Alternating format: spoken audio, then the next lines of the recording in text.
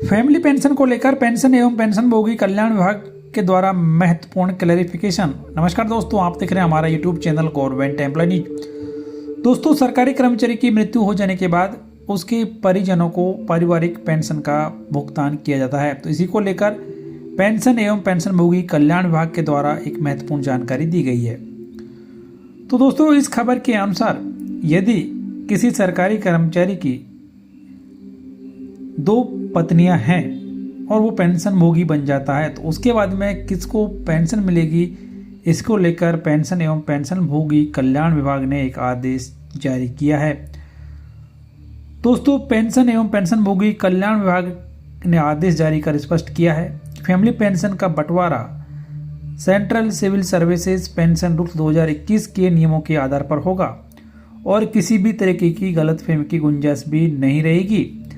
सरकार के मुताबिक अगर किसी सरकारी कर्मचारी की कानूनी रूप से 2 पत्नियां हैं तो वह मृत्यु के समय दोनों वैध हैं।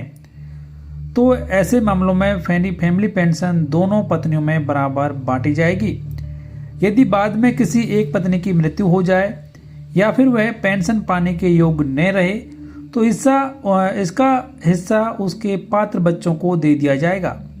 लेकिन यहाँ सबसे महत्वपूर्ण बात यह है कि कर्मचारी यदि हिंदू मैरिज एक्ट 1955 के दायरे में आता है और पहली पत्नी के रहते हुए दूसरी शादी करता है तो वह शादी अवैध मानी जाएगी और ऐसे मामलों में दूसरी पत्नी को फैमिली पेंशन का हक नहीं मिलता, क्योंकि यह कानून और सेवा नियम दोनों का उल्लंघन है। इसलिए सरकार ने सभी विभागों को निर्देश दिया है कि ऐसे मामलों में फैसला लेने से पहले कानूनी सलाह जरूर ली जाए और किसी भी प्रकार की लापरवाही न की जाए। फैमिली पेंशन के अधिकार के लिए सरकार ने यह साफ किया है कि सबसे पहले हक विधवा या विधुर को मिलता है।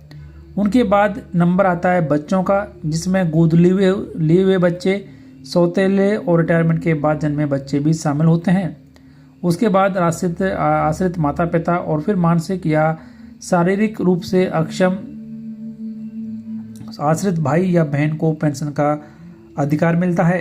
सरकार ने यह भी स्पष्ट कर दिया है कि अगर कर्मचारी की मृत्यु रिटायरमेंट के बाद होती है तो उसके परिवार को 7 साल तक या कर्मचारी के 67 साल की उम्र तक जो भी पहले हो बढ़ी हुई दर पर फैमिली पेंशन मिलती रहेगी। यह नियम सभी केंद्रीय कर्मचारियों यहाँ तक कि उन डॉक्टर पर भी लागू होगा जिनकी रिटायरमेंट की उम्र 65 साल होती है। तो कुल मिलाकर सरकार के इस स्पष्टीकरण ने फैमिली पेंशन से जुड़े विवादों और भ्रम की स्थिति को काफ़ी हद तक खत्म कर दिया है, जब 2 पत्नियों के मामले में भी पेंशन का अधिकार पूरी तरीके से स्पष्ट नियमों के आधार पर ही अब तय कर दिया गया है। तो दोस्तों, ये एक महत्वपूर्ण जानकारी सभी सरकारी कर्मचारियों के लिए और पारिवारिक पेंशन को लेकर भी एक महत्वपूर्ण अपडेट सरकार के द्वारा ये दी गई।